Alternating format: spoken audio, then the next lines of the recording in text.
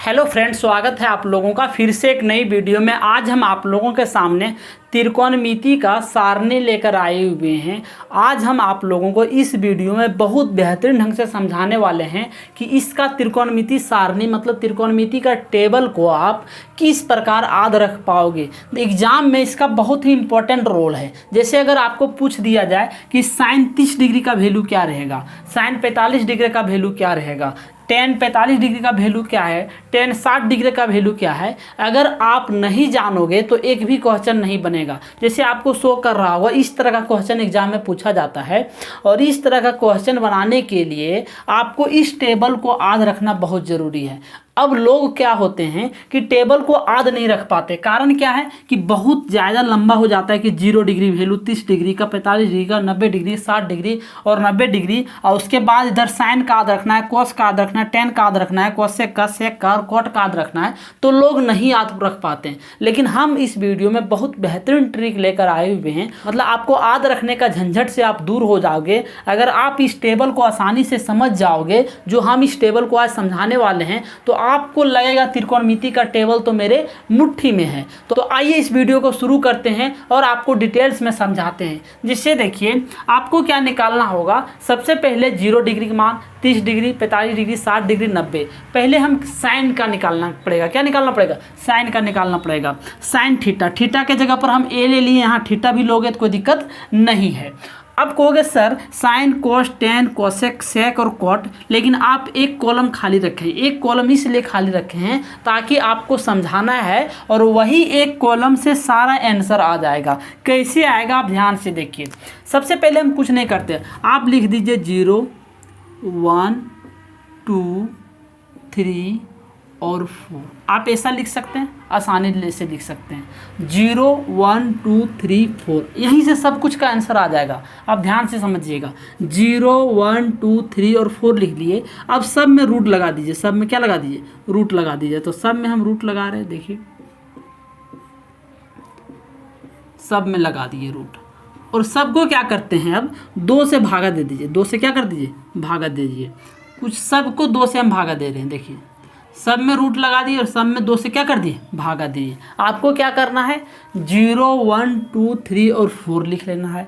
सब में रूट लगा देना है और सबको 2 से क्या कर देना है? भागा कर देना है। अब देखिए आपका आंसर आना चालू हो गया। आप कहोगे सर कैसे? देखिए 0 का वर्गमूल निकालेंगे तो 0 आएगा और 0 का वर्गमूल निकालेंगे 0 आएगा और नीचे में क्या है? मेरा 2 है। अब देखिए 2 को जब 0 से भागा देंगे क्या आएगा? मेरा 0 आएगा। तो साइन 0 डिग्री मान कितना निकल गया? 0 निकल गया। आपको ये बात तो पता होगा कि 2 से जब हम 0 को भागा देंगे तो देखिए 2 को जब 0 से भागा देंगे कितना आएगा? 0 आएगा। अगर ऐसा आ जाता, क्या आ जाता कि 2 ऊपर रहता, नीचे में 0 रहता तो ये अपरिभाषित हो जाता। क्या हो जाता? अपरिभाषित। मतलब इसको भागा नहीं कर सकते, नॉट डिफाइंड। क्योंकि 0 से जब भागा हम देंगे 2 को तो 0 का पहाड़ा कितना बार पढ़ेंगे? 2 आएगा। तो 0 का पहाड़ा अगर मान लीजिए 1 बार पढ़ें फिर भी 0, 0 का पहाड़ा 2 बार पढ़ें फिर भी 0।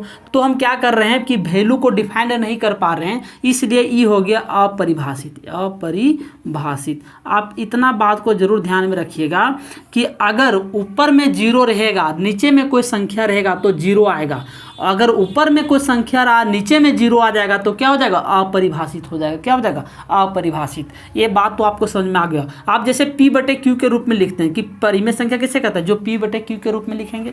और Q not equal to 0, Q not equal to क्या हो जाता है? 0 हो जाता है। मतलब नीचे में 0 नहीं आना चाहिए। जैसे 3 है, यहाँ नीचे में 0 आ गया तो ये परिमेय संख्या नहीं होगा, परिमेय संख्या नहीं होगा। और यही ऊपर में 0 है, नीचे में 3 आ जाएगा तो ये परिमेय संख्या हो जाएगा। परिमेय संख्या क्या हो जाएगा? हो जाएगा। उसी प्रकार याद रखिएगा कि जब ऊपर में 0 रहेगा और नीचे में कोई संख्या रहेगा तो उसका वैल्यू 0 आ जाएगा।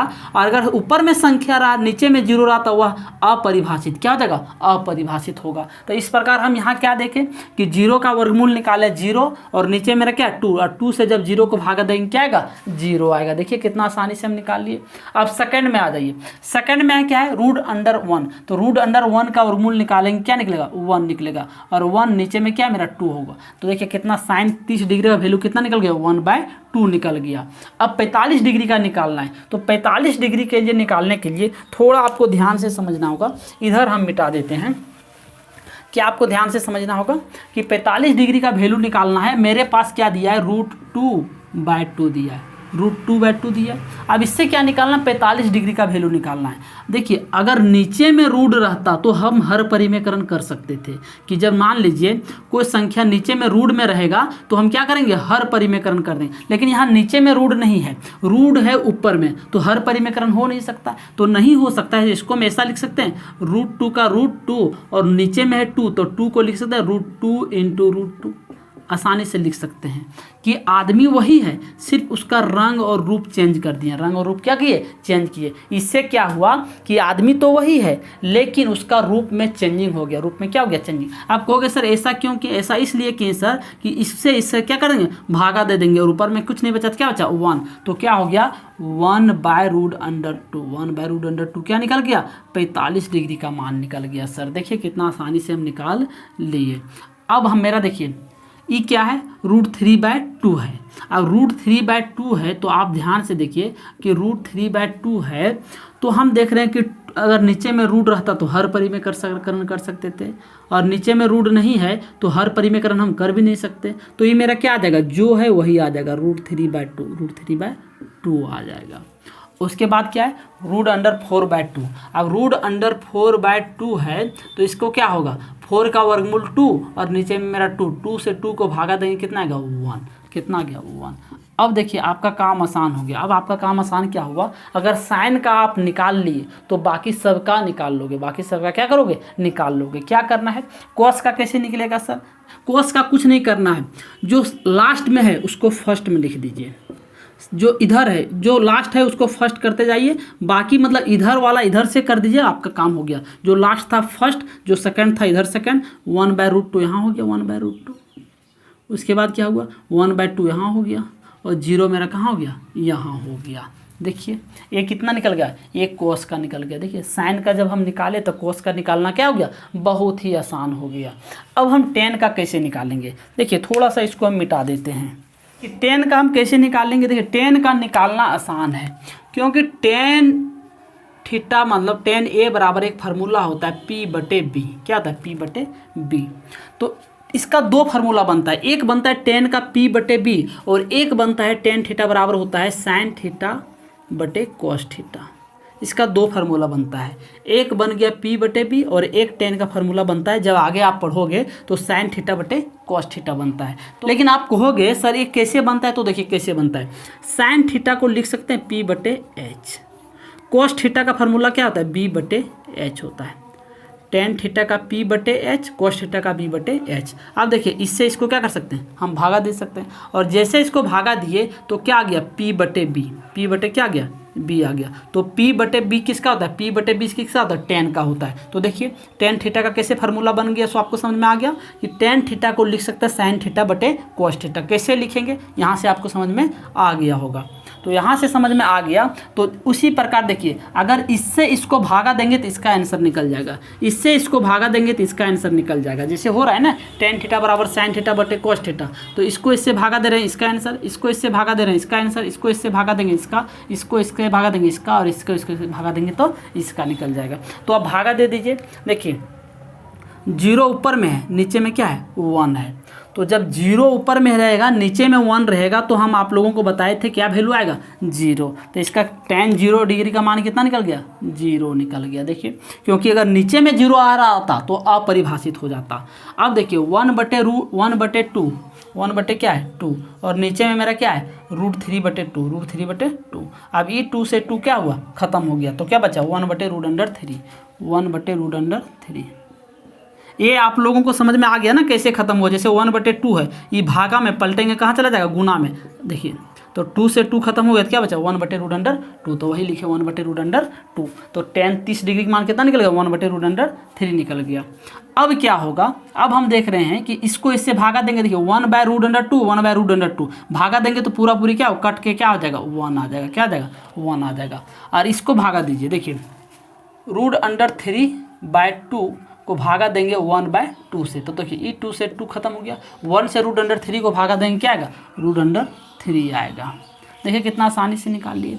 और देखिए अब 1 को जीरो से भागा देना है। एक को किसे देना? जीरो। हम बताए थे जब जीरो कभी नीचे में आ जाएगा तो अपरिभाषित मतलब नॉट डिफाइंड हो जाएगा। तो यहाँ लिखेंगे अपरिभाषित, या परिभाषित।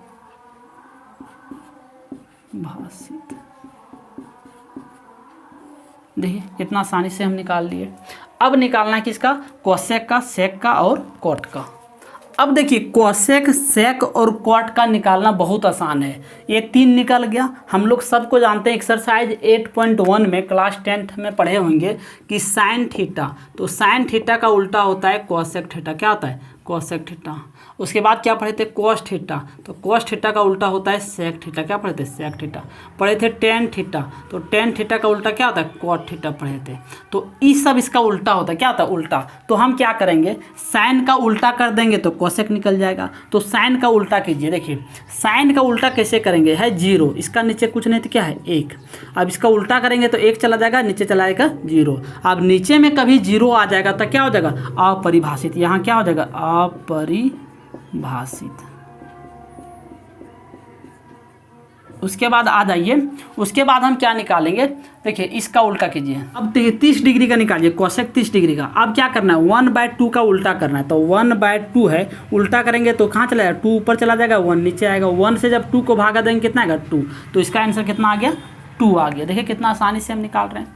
अब 1/√2 को उल्टा कीजिए। देखिए 1/√2 इसका पलटेंगे तो √2 पर चला जाएगा, नीचे में आ जाएगा 1, और 1 से जब भागा देंगे कितना आएगा? √2। तो इतना किसका आ गया? √2 आ गया। देखिए कितना आसानी से सब निकल रहा है इसको। उसके बाद क्या हो गया? ये हो गया √3/2। √3/2 है, इसको पलटेंगे तो 2/√3 हो जाएगा। तो क्या आ जाएगा? 2/√3 हो गया।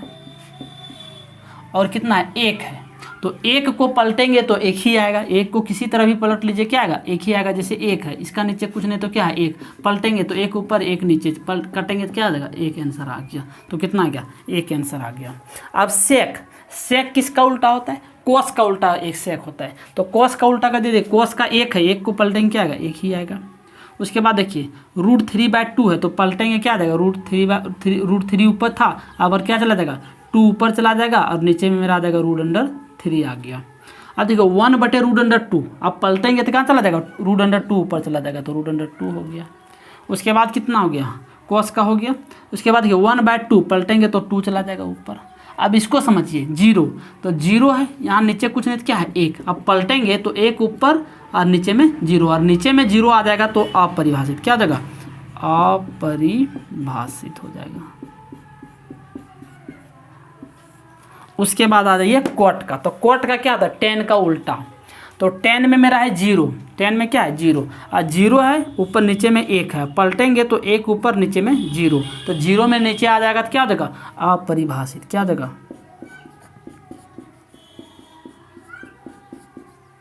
देखिए उसके बाद क्या हो गया? 10 का हो गया 1/√3, तो पलटेंगे तो √3 हो जाएगा। ये 1 का क्या आएगा? 1 ही आएगा। 1 को किसी तरह देखिए, ये है कितना? √3, लेकिन पलटेंगे तो 1/√3 हो जाएगा। 1/√3 क्या हो जाएगा? 3 हो जाएगा। कैसे होगा सो देख लीजिए। √3 है, तो √3 के नीचे क्या है? 1, और पलटेंगे तो 1 ऊपर चला जाएगा, √3 नीचे आ जाएगा। हो गया। उसके बाद क्या बचा? 0 बचा, सॉरी अपरिभाषित है। तो अपरिभाषित का मतलब क्या हो गया? अपरिभाषित का मतलब होता है कि संख्या नीचे में कुछ रहा होगा, नीचे में 0 रहा होगा तब ना परिभाषित आया। अब 0 ऊपर चला जाएगा, 1 नीचे आ जाएगा, और 1 से जब 0 को भागा देंगे क्या आएगा? 0 आएगा। देखिए कितना आसानी से इसको हम निकाल लिए, बहुत बेहतरीन ढंग से निकाल लिए। आप इस वीडियो को 1 से 2 बार देख लीजिएगा, आपको सब कुछ डाउट क्लियर हो जाएगा। और इससे अगर 2-3 बार आप अपने से जब बना लोगे तो सारा डाउट क्या हो जाएगा? ख़त्म हो जाएगा। आई होप आपको बहुत बेहतरीन ढंग से समझ में आ गया होगा। मिलते किसी और वीडियो में। Thank you so much. जय हिंद।